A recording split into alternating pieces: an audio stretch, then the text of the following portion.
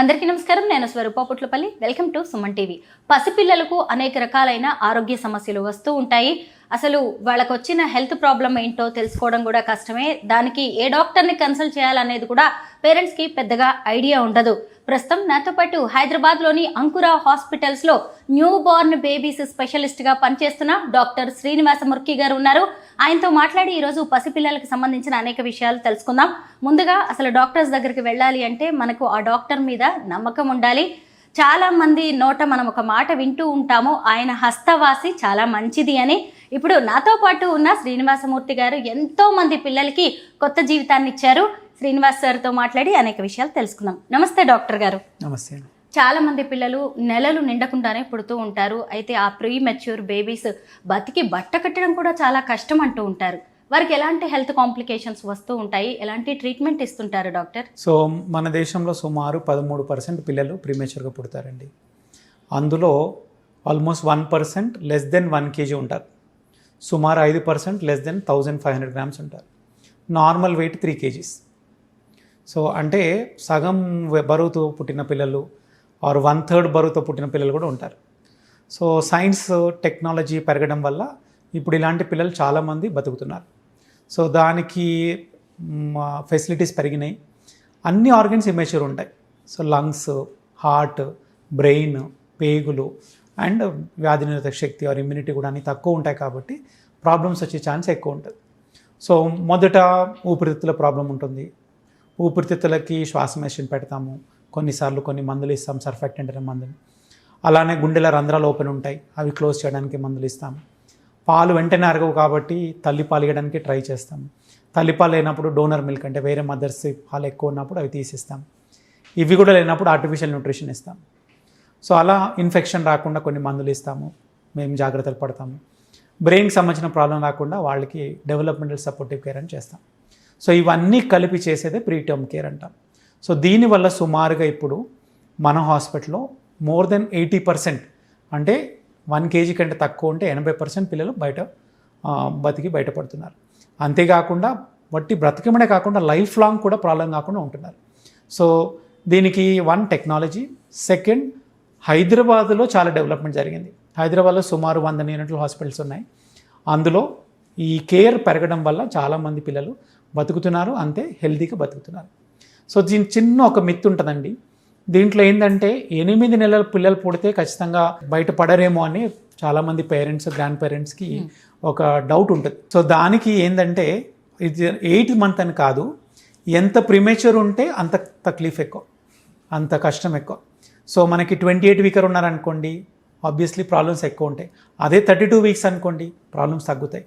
36 weeks అనుకోండి, ఇంకా problem తగ్గుతాయి. 40 weeks అయితే ఏ ప్రాబ్లం ఉండదు. సో అలా జెస్టేషన్ తగ్గినా కొద్దీ, ముందు పుట్టినా కొద్దీ ప్రాబ్లం పెరుగుతాయి. అంతేగాని 7 నెలలు పుడితే తక్కువ ప్రాబ్లంలు, 8 నెలలు పుడితే ప్రాబ్లమ్స్ ఇంకా ఎక్కువ అవుతాయి అనేది తప్పు. ఎంత ప్రిమేచర్ పుడితే అంత ప్రాబ్లమ్స్ ఎక్కువ. అందుకనే 1 వారం లోపల స్పెండ్ చేయడమే బెటర్.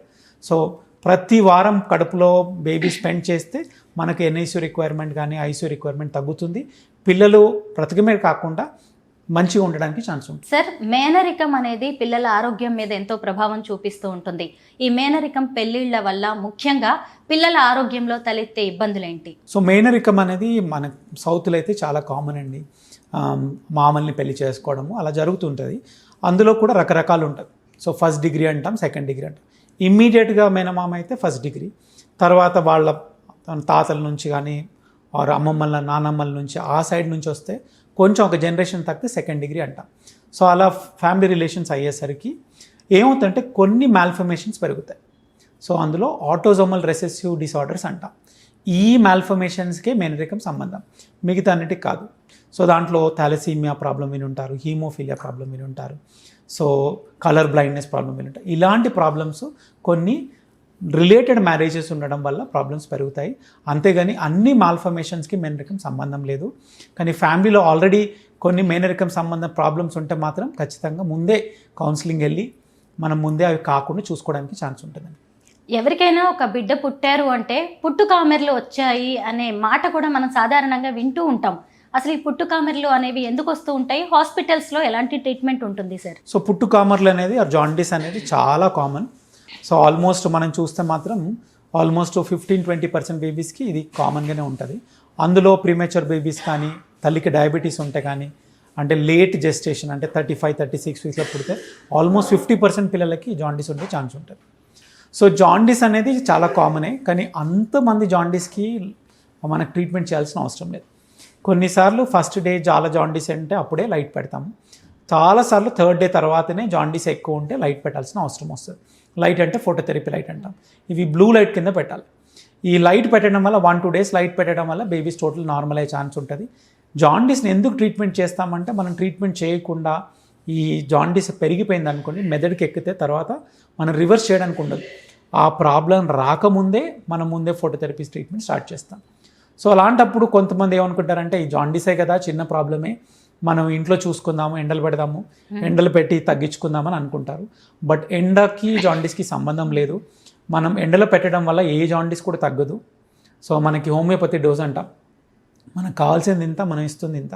సో అట్లాంటప్పుడు అది పనిచేయదు, అనవసరంగా పెంచుకోవడమే. జాండీస్ రియల్గా ఉంటే మాత్రం ఫోటోథెరపీ లైట్ వేయించుకోవాలి. ఎండలో పెట్టడం వల్ల ఒకటి బేబీస్కి చలి, లేకపోతే ఎండ, డీహైడ్రేషన్ కావడం, అండ్ జాండీస్ అయితే పనిచేయదు. సో ఎలాగో ఏ జాండీస్ అయితే లైట్ అవసరమో అది జాండీస్ లైట్ ట్రీట్మెంట్ హాస్పిటల్లో చేసుకోవడమే కంఫర్టబుల్ అండ్ సేఫ్. అలాగే బేబీస్కి కనుక జాండీస్ వస్తే పాలిచ్చే తల్లి ఎలాంటి జాగ్రత్తలు తీసుకోవాలి, ముఖ్యంగా ఫుడ్ విషయంలో సార్? ఇది చాలా కామన్ ప్రాబ్లం అండి. తల్లి బిడ్డకి పసికలు వచ్చినాయంటే, పసిరికలు రాగానే తల్లి అన్నీ తినొద్దు, ఇది తినొద్దు, అది తినొద్దు అంటారు. వాళ్ళకి తల్లకు పచ్చికారం తప్ప ఇంకా వేరేది ఏమి ఇవ్వరు. సో ఇది చాలా కరెక్ట్ కాదు. సో జాండీస్కి తల్లి ఫుడ్కి ఏ సంబంధం లేదు. సో చాలా మటుకు అడల్ట్స్లో జాండీస్ వచ్చినప్పుడు ఏంటంటే లివర్ జాండీస్ వల్ల మనం తినలేరు కాబట్టి ఆ ఫుడ్ తినొద్దని చెప్తాం. అంతేగాని పిల్లలకు జాండీస్ వచ్చినప్పుడు తల్లి ఏ ఆహారమైనా తినొచ్చు, తనకు నచ్చిన ఏ ఆహారమైనా తినొచ్చు. అండ్ తనకి నార్మల్ డెలివరీ అయినా సిజేరియన్ డెలివరీ అయినా కూడా తన ఆహారం తినడంలో ఏ ప్రాబ్లం లేదు. పౌష్టిక ఆహారం తినడమే మంచిది. నీళ్లు బాగా తాగాలి, పాలు తాగొచ్చు, జ్యూసులు తాగొచ్చు, గంజి జావ సూప్ లాగా తాగొచ్చు. తన హైడ్రేషన్ బాగా ఉండి, తన న్యూట్రిషన్ బాగుంటే పాలు మంచిగా వస్తాయి. పాలు మంచిగా వస్తే బిడ్డలకి జాండీస్ తొందరగా తగ్గుతుంది. సో పిల్లలు మూత్రము దొడ్డికి సరిగా పోయారనుకోండి, అందులో నుంచి జాండీస్ వెళ్ళిపోతుంది. సో అందుకనే తల్లులు మంచి తినడం వల్ల పిల్లలకి జాండీస్ తొందరగా తగ్గుతుంది. తల్లులు తినలేదనుకోండి, పాలు సరిగా రావు, పాలు సరిగా రాకపోతే బేబీస్ డిహైడ్రేట్ అయిపోతే ఇంకా జాండీస్ పెరుగుతుంది. అందుకనే పిల్లలకు జాండీస్ ఉన్నప్పుడు తల్లులు మాత్రం పౌష్టికాహారం తీసుకోవాలి, మంచి హైడ్రేషన్ మెయింటైన్ చేసుకోవాలి. ఒక బిడ్డ పుట్టిన ఎన్ని గంటల్లోగా తల్లిపాలు పట్టాల్సి ఉంటుంది సార్? సో ఇది కూడా చాలా అవసరమైన క్వశ్చన్ అండి. మన దేశంలో ఇప్పుడు ఓన్లీ 50% పిల్లలకు తల్లిపాలు వెంటనే అందుతున్నాయి. అంటే 50% తల్లులు ఇవ్వలేకపోతున్నారు. సో దీనికి కారణం తల్లులు ఇవ్వలేము అన్న క్వశ్చన్ కాదు. ఎందుకంటే చాలామందికి ఏముంటుందంటే, పుట్టిన పాలు రానప్పుడు ఎక్కడి నుంచి పాలిస్తామనే ఒక అపోహ. సో పాలు రావాల్సిన అవసరం లేదు. ఫస్ట్ 2-3 డేస్లో ఏంటంటే, పిల్లలు బ్రెస్ట్ సక్కింగ్ చేస్తే సరిపోతుంది. ఆ పిల్లలు సక్కింగ్ చేస్తున్నప్పుడు వాళ్ళలో గ్లూకోజ్ తయారవుతుంది. అందువల్ల వాళ్ళకి షుగర్ తగ్గే ఛాన్స్ ఉండదు. సో నార్మల్ డెలివరీ అయిన పిల్లలు కానీ, సిజేరియన్ అయిన పిల్లలు కానీ వెంటనే పుట్టిన 1 hour లోపలనే తల్లిపాలు ఇవ్వడం మంచిది. ఈ మధ్య ఏమంటున్నామంటే స్కిన్ టు స్కిన్ కాంటాక్ట్ అంటున్నాం. అంటే పుట్టిన వెంటనే బిడ్డని తల్లి మీద పడుకోబెట్టేసి బిడ్డనే పోయి రొమ్ము చీకడానికి ఛాన్స్ ఉంటుంది. అలాంటి చేస్తే తర్వాత పాలు వచ్చే ఛాన్స్ కూడా ఎక్కువ ఉంటుంది. ఈ ఫస్ట్ 3 daysలో పాలు వచ్చినా రాకున్నా ప్రతి 2 hours ఆర్ ప్రతి 3 hours ఒకసారి బిడ్డే పాలు ఇవ్వడమే మంచిది. సో దానివల్ల తర్వాత పాలు వస్తాయి అండ్ ఈ డబ్బా పాలు కానీ యూజ్ చేయాల్సిన అవసరం ఉండదండి. కొంతమంది తల్లులకి ఎంత ప్రయత్నించినా కానీ బ్రెస్ట్ ఫీడింగ్ అనేది ఉండకపోవచ్చు సార్.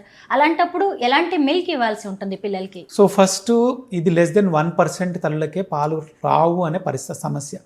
అందరికీ రాకపోవడానికి కారణం మనం ఆ ప్రయత్నం సరిగ్గా చేయకపోవడమే. సో అందుకనే దాంట్లో తప్పు తల్లులే కాదండి, ఇది society problem. So or doctors problem, or hospitals problem. So దీంట్లో ఏం చేయాలంటే, ఫస్ట్ మనకి మైండ్లో ఉండాలి పాలు రావు అనే మైండ్లో నుంచి తీసేయాలి. సెకండ్ ఏంటంటే, పుట్టిన వెంటనే బిడ్డని రొమ్ము మీద పెట్టాలి.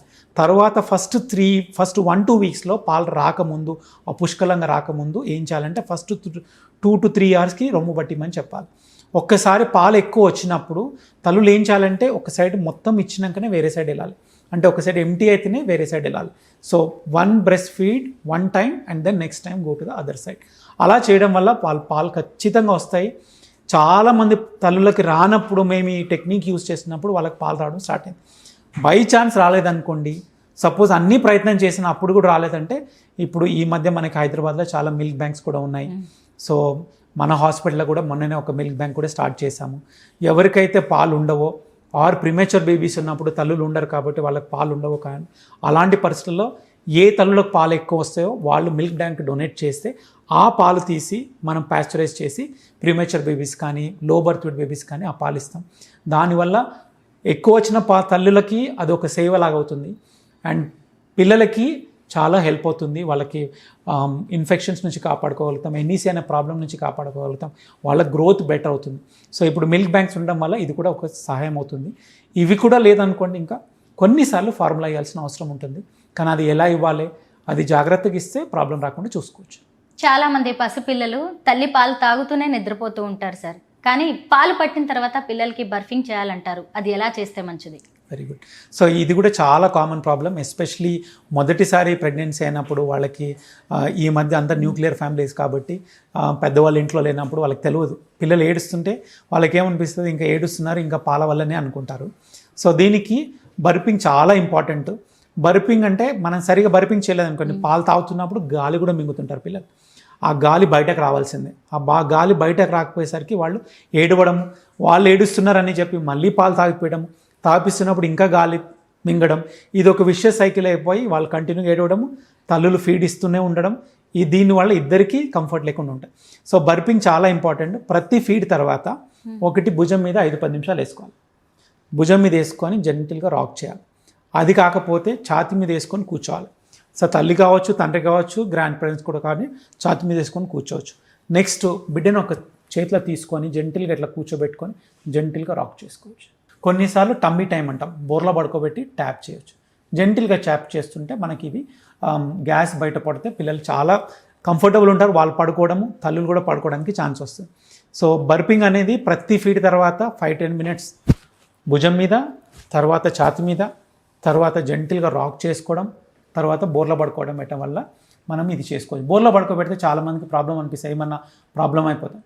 5-10 నిమిషాలు బోర్లా పడుకోబెట్టి జెంటిల్గా ట్యాప్ చేసి తర్వాత సూపైన్గా కానీ ఎల్లంకలు పడుకోబెట్టి. పిల్లలు భగవంతుడు ఇచ్చే అపురూపమైన కానుక. ఇక ఫస్ట్ బేబీస్ని అయితే ఎంత బాగా చూసుకుంటారో అందరూ అపురూపంగా. అయితే అలా ఒకరి తర్వాత ఒకళ్ళు ఎత్తుకుని పిల్లలు కూడా అలవాటు అయ్యారు అంటారు కదండి సార్. అలాగే వాళ్ళకి దొంగ ఏడుపు కూడా అలవాటు అవుతూ ఉంటుంది. ఏ ఏజ్ పిల్లల్ని ఎంతవరకు ఏ టైంలో ఎత్తుకుంటే మంచిదంటారు? ఇది చాలా ఇంపార్టెంట్ విషయం అండి. దీన్ని రెస్పాన్సివ్ పేరెంటింగ్ అంటాం. రెస్పాన్సివ్ పేరెంటింగ్ అంటే బిడ్డ, తల్లి, తండ్రి, ఫ్యామిలీ అందరు కలిపి మనం బిడ్డను పెంచామనుకోండి, ఆ బిడ్డ అనేది ఒక సొసైటీకి చాలా మంచిగా తయారవుతుంది. సో దీన్ని రెస్పాన్సివ్ పేరెంటింగ్ కావాలంటే అందరూ ఇంటరాక్ట్ కావాలి. ఒకటే తల్లి ఎత్తుకుంది అనుకోండి, ఆబ్వియస్లీ నాట్ పాసిబుల్. అందుకనే ఎత్తుకోవడం అలవాటు అనేది కరెక్ట్ కాదు, ఎత్తుకోవడం అవసరము. ఎత్తుకోవడం వల్ల మనం ఓన్లీ బాండింగ్ పెంచుతున్నాము, బ్రెయిన్ డెవలప్మెంట్ చేస్తున్నాము, అన్ని రకరకాల స్టిమ్యులస్ ఇస్తున్నాం. So visual stimulation, auditory stimulation, skin stimulation, vibration, ఇవన్నీ స్టిమ్యులేస్ ఇవ్వడం వల్ల బ్రెయిన్ డెవలప్ అనేది చాలా మెచ్యూర్గా ఉంటుంది. సో ఎత్తుకోవడం అలవాటు అనేది తీసేయండి. మీరు ఎత్తుకోగలిగితే ఎత్తుకోండి, బేబీతో మాట్లాడండి, బేబీకి పాటలు చెప్పండి, బేబీతో చూడండి, అన్నీ చూపెట్టండి, మీరు చూస్తున్నది వాడికి స్టోరీగా చెప్పండి. అప్పుడే వాళ్ళకి బ్రెయిన్ డెవలప్మెంట్ చాలా మంచిగా అవుతుంది. ఎత్తుకోవడం అలవాటు చేయండి, ఏం ప్రాబ్లం ఉండదు. అండ్ అందరూ కలిసికట్టుగా చేయాలి. ఆబ్వియస్లీ తల్లి ఒక్కదానికి వదలద్దు. తల్లి, తండ్రి, గ్రాండ్ పేరెంట్స్, మామలు, అత్తమ్మలు అందరూ పట్టుకొని ఎత్తుకొని అందరూ ఒక ఫ్యామిలీగా మీరు ప్రోత్సహిస్తే బ్రెయిన్ డెవలప్మెంట్ అనేది చాలా బెస్ట్ ఉంటుంది. సో ఎత్తుకోవడం అలవాటు చేయండి. వట్టి ఎత్తుకోకుండా వాళ్ళకి ఒక స్టోరీలు చెప్పడం, వాళ్ళతో ఆడుకోవడం చేస్తే మనకి బెటర్ ఉంటుంది. సార్, పిల్లలు రోజు రోజుకి పెరుగుతూ ఉంటారు కదా, వాళ్ళు ఎదుగుతుంటే చూడడం ఎంత అందంగా ఉంటుందో. అయితే పిల్లలకి పాలిచ్చిన రోజులు తల్లులకు బాగానే ఉంటుంది. ఆ పాలని ఎంత వయసు వరకు ఇవ్వాలి, అలాగే సాలిడ్ ఫుడ్ ఎప్పుడు స్టార్ట్ చేయాలనే దాని మీద కూడా సరిగ్గా ఐడియా ఉండట్లేదు. మీరేం చెప్తారు సార్? తల్లి పాలు అమృతం. సో అది ఒక మంచి వాక్యం. సో అందుకనే తల్లి ఎన్ని రోజులు పాలేయగలిగితే అంత మంచిది. సో సుమారుగా ఏమంటామంటే 6 నెలల వరకు తల్లి మాత్రం తల్లి పాలే ఇవ్వాలి. దాంట్లో వాటర్ కానీ వేరే పాలు కానీ ఆర్ ఎలాంటి పదార్థాలు కూడా ఇవ్వడం మంచిది కాదు. 6 నెలల వరకు ఓన్లీ ఎక్స్క్లూజివ్ బ్రెస్ట్ ఫీడింగ్, అంటే ఓన్లీ తల్లిపాలు మాత్రమే ఇవ్వాలి. దాంతోపాటు కొన్నిసార్లు వైటమిన్ డి డ్రాప్స్ ఇవ్వచ్చు, కానీ ఇది తప్ప వేరేది ఏమి ఇవ్వద్దు వీలైనంత మటుకు. ఆ తర్వాత 6 నెలల తర్వాత మనందరికీ తెలుసు 6 నెలల తర్వాత ఏం చేస్తాం, అన్నప్రసన్న చేస్తాం. Yes sir. 6 నెలలు 6 రోజుల తర్వాత అన్నప్రసన్న చేసిన తర్వాత మనం సాలిడ్ ఫుడ్ స్టార్ట్ చేస్తాం. సాలిడ్ ఫుడ్ స్టార్ట్ చేసినప్పుడు తల్లి కొన్ని రోజులు తల్లిపాలు కంటిన్యూ చేస్తూ సాలిడ్ ఫుడ్స్ ఇవ్వాలి. అలా వీలైతే 2 years వరకు mostly night feeds 1-2 night feeds తల్లి ఇవ్వగలిగితే అప్ టు 2 years వరకు తల్లిపాలు ఇవ్వచ్చు.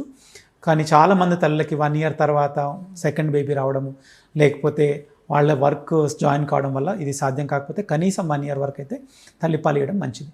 సో 6 months 6 days అంటే అన్నప్రసన్న తర్వాత మనం సాలిడ్ ఫుడ్ పిల్లలకి స్టార్ట్ చేయాలి.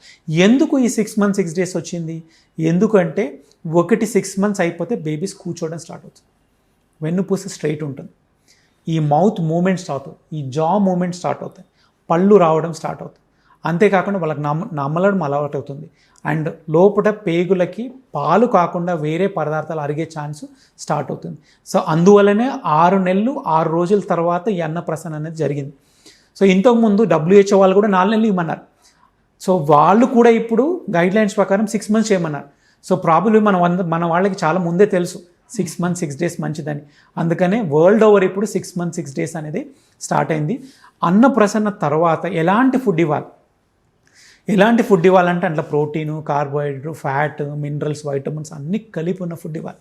సో ఇవన్నీ ఉన్న, అంతేకాకుండా ఐరన్ రిచ్ ఫుడ్ అంటాం, కాల్షియం రిచ్ ఫుడ్ అంటాం. ఇవన్నీ ఇవ్వాలంటే ఇంట్లో తయారు చేసిన పదార్థాలే మంచి, డబ్బాల ఫుడ్ మంచిది కాదు. సో చాలా బ్రాండ్స్ ఉంటాయి, దానికంటే మన ఇంట్లో తయారు చేసిన ఫుడ్డే మంచిది. దీంట్లో నార్మల్గా మా దగ్గరకు వచ్చిన తల్లిలందరికీ ఒకటే చెప్తాను, పాఠంలాగా చెప్తాను. ఉగ్గు, రాగి జావ, ఇడ్లీ, పొటాటో, బనానా. సో ఉగ్గు అంటే అన్నము పప్పు వేయించి పౌడర్గా చేసుకొని నెయ్యిలో వేయించుకొని, ఇంకా దాని బలం పెంచాలంటే పప్పు అన్నం మంచిగా నానబెట్టేసి మొలకలు వచ్చినాక దాన్ని ఆరబెట్టి గ్రైండ్ చేసుకుని తర్వాత నెయ్యితో బాయిల్ చేసి కొంచెం నెయ్యి, చిన్న ఉప్పు అలా టేస్ట్ వేసి అది ఇచ్చామనుకోండి, అలాంటి పిల్లలు ఆ ఉగ్గు తినరు అనే ప్రసక్తే లేదు. జీలకర్ర, వాము కూడా వేస్తే అరుగుదల కూడా బాగుంటుంది. Very good. సో అది ఎప్పుడు ఫస్ట్ 1-2 weeks మనము ప్లెయిన్ ఉగ్గు చేసేస్తాము. తర్వాత నవధాన్యాలతో చేయమంటాం. అంటే 1-2 months కాగానే నవధాన్యాలు అంట జీలకర్ర కానీ పప్పులు, రకరకాల పప్పులు అంటాము, వేరుశనగ, జీడిపప్పు అన్నీ కూడా గ్రైండ్ చేసి దానికి ఇంకా బలం పెంచేసి తర్వాత 6 to 8 months వరకు ఏమో ఉగ్గు అంటాం. 8 to 9 months అప్పుడు మనం చిన్న ముద్దల్లాగా చేసేయాల్సి వస్తుంది. అప్పుడు ఏం చేయాలి, కిచిడి లాగా చేసేవాళ్ళు. కిచిడి అంటే అందరికి తెలుసు, సౌత్లో కిచిడి అంటే అందరికి తెలుసు, పప్పులు కూరగాయలు అన్నీ కలిపితే కిచిడి అవుతుంది. సో కిచిడి అంత బెస్ట్ ఫుడ్ లేదండి. అందులో కూడా కొంచెం నెయ్యి వేసి ఇచ్చామనుకోండి, దాంతో బలం వస్తుంది, protein, carbohydrate, fat, mineral, vitamins అన్నీ పిల్లలకు అందుతుంటాయి. సో ఇది బెస్ట్ ఫుడ్. అది కాకుండా రాగి జావ, మొలకలు వచ్చిన రాగితో జావ చేసేస్తే కాల్షియం పిల్లలకు వస్తుంది. కాల్షియం అనేది ఆ టైంలో బోన్స్ తయారు కావడానికి చాలా అవసరం కాబట్టి 6 months తర్వాత రాగి జావ చాలా ప్రోత్సహించడం మంచిది. ఇడ్లీ అంటే nothing, it is rice and dal, మంచిగా ఈజీగా చేయొచ్చు, వెంటనే ఇవ్వచ్చు.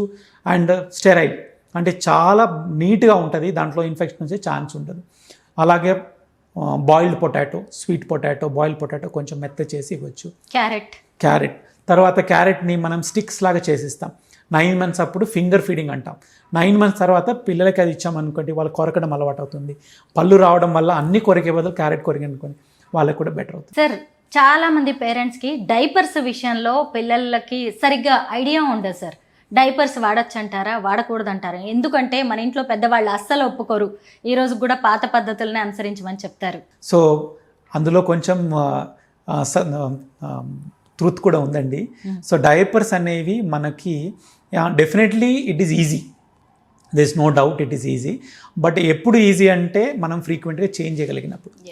సో సపోజ్ రాత్రి అంతా ఒకటే డైపర్తో పెట్టేసాం అనుకోండి, సో ఎంత అబ్జర్వ్ చేయనా కానీ మొత్తం అబ్జర్వ్ చేయలేదు అది. సో అట్లాంటప్పుడు ర్యాషెస్ వచ్చే ఛాన్స్ ఉంటుంది. సో మనం ఫ్రీక్వెంట్గా చేయగలిగే పరిస్థితి ఉన్నప్పుడు మనం డైపర్స్ యూస్ చేస్తాం. అది కూడా ఎప్పుడంటే ఇనిషియల్ 1-2 monthsలో పిల్లలు ఎక్కువసార్లు లూజ్ మోషన్స్ ఉంటాయి, ఆర్ స్టూల్స్ అన్ని పగిలినట్టు వస్తుంటాయి. ఆ టైంలో ర్యాషెస్ వచ్చే టైం ఉన్నప్పుడు మనం డైపర్స్ యూస్ చేసుకోండి, ఈజీ కాబట్టి చెప్తాం. తర్వాత క్లాత్ డైపర్సే మంచి, ఇంట్లో చేసుకోవచ్చు, ఇంట్లో కడుక్కోవచ్చు, మనం ఎన్విరాన్మెంట్కి ప్రొటెక్ట్ చేసినట్టు అవుతుంది. ఈ డైపర్స్ అన్ని ఎన్విరాన్మెంట్ని చాలా పొల్యూషన్ చేస్తాయి. అందుకనే వీలైనంత మట్టుకు ఒకసారి స్టూల్ సాలిడ్ అయిపోతుంది, నంబర్ ఆఫ్ స్టూల్స్ తగ్గినప్పుడు క్లాత్ డైపర్కి వెళ్ళడం మంచిది. First few months number of motions ఎక్కువ ఉండడం వల్ల క్లాత్ను ఫ్రీక్వెంట్గా క్లీన్ చేయడం కానీ అది వాడడం కానీ కష్టం అనిపించినప్పుడు we can use for normal diapers. అది కూడా షిఫ్ట్కి హాఫ్ అన్ అవర్ కనీసం ఓపెన్ చేసి పెట్టాలి. అండ్ డ్రై పెడితేనే మనకి ఇన్ఫెక్షన్ రాకుండా చూసుకోవడానికి ఛాన్స్ ఉంది. సార్, ఇప్పుడు చాలా మంది పేరెంట్స్ని కుంగదీస్తున్న, అలాగే ఎంతోమంది పిల్లల్ని నిర్వీర్యం చేస్తున్న సమస్య అంటే ఆటిజం సార్. చాలామంది పిల్లల్లో ఇప్పుడు ఇది చూస్తూ ఉన్నాం. దానికి గల మెయిన్ కారణాలు ఏంటి? వ్యాక్సినేషన్ వల్ల ఏమైనా ఆటిజం పెరిగే అవకాశం ఉందంటారా? సో ఇది ఐ థింక్ చాలామందికి ఇప్పుడున్న ప్రాబ్లం ఏంటంటే, ఎస్పెషలీ వర్కింగ్ మదర్స్, వర్కింగ్ పేరెంట్స్కి ఉన్న ప్రాబ్లం ఏంటంటే కొంతమంది పిల్లలకి ఆటిజం రావడం.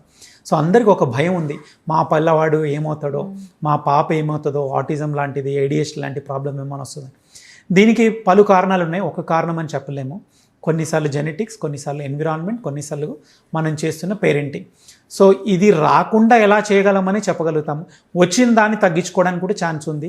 సో ఒకసారి మనం ఎర్లీగా ఐడెంటిఫై చేస్తే దానికి ట్రీట్మెంట్స్ కరెక్టే ఉన్నాయి. ఇప్పుడు రకరకాల ట్రీట్మెంట్స్ ఉన్నాయి. సో మనం ట్రీట్మెంట్ అంటే మందులు కాదు.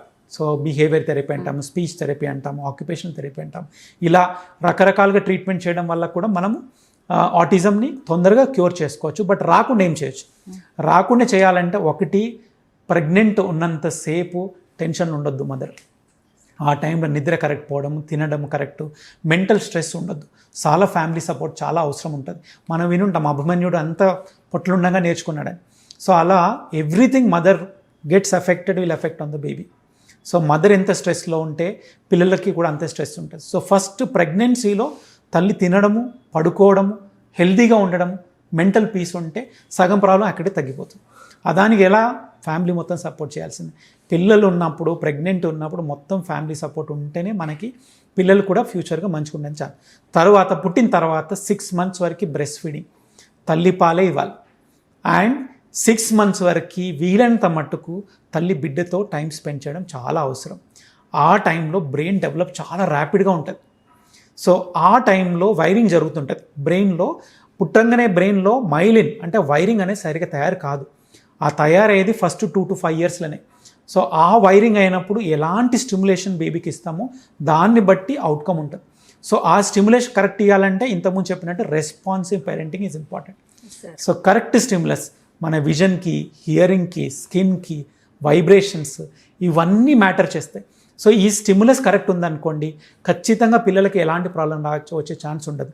సో మనం పిల్లల్ని పెంచేటప్పుడు ఈ 6 months to 2 years మధ్యలో వాళ్ళతో ఆడడం, వాళ్ళతో మాట్లాడడం, వాళ్ళకి నేర్పియడం, వాళ్ళతో టైం స్పెండ్ చేయడం, ఇవన్నీ చేయడం వల్ల చాలా మటుకు మనం ఆటిజం, ADHD లాంటి problems తగ్గించుకోగలుగుతాం.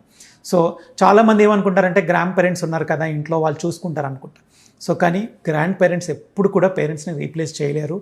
So first 1 yearలో mother, father ఎంత టైం స్పెండ్ చేసి పిల్లలతో ఎంత గడిపితే అంత బ్రెయిన్ డెవలప్మెంట్ బెటర్ ఉంటుంది. దాన్నే మనం రెస్పాన్సివ్ పేరెంటింగ్ అంటాము. ఈ రెస్పాన్సివ్ పేరెంటింగ్ అనేది కరెక్ట్ చేసుకుంటే మనం కొంత మట్టుకైతే ఆటిజం, ADHDని తగ్గగలుగుతాం. మీ మొత్తం ఇంటర్వ్యూలో సార్ రెస్పాన్సివ్ పేరెంటింగ్ అనేది ఎక్కువగా కనిపిస్తోంది. ఎందుకంటే ఈ రోజుల్లో చాలామంది పేరెంట్స్ ఇద్దరు కూడా వర్కింగ్ అయిపోయారు సార్. దాంతో పిల్లలు కూడా అంత టైం ఇవ్వలేకపోతూ ఉన్నారు. వాళ్ళు పుట్టినప్పటి నుంచి ఇక మెటర్నిటీ లీవ్ అయిపోయిందా ఆఫీసులకు పరిగెత్తడమే.